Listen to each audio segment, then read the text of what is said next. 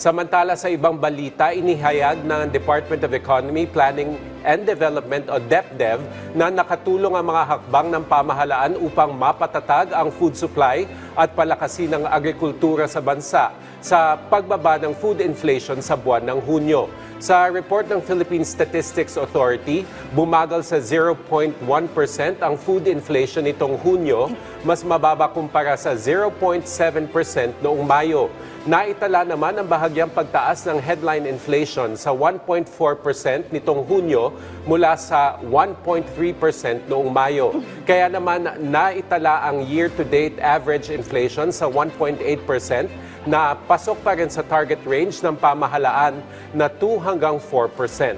Ayon sa DepDev, ipagpapatuloy ng pamahalaan ang mga hakbang upang matiyak ang matatag na supply at maibsan ang epekto sa mga consumer.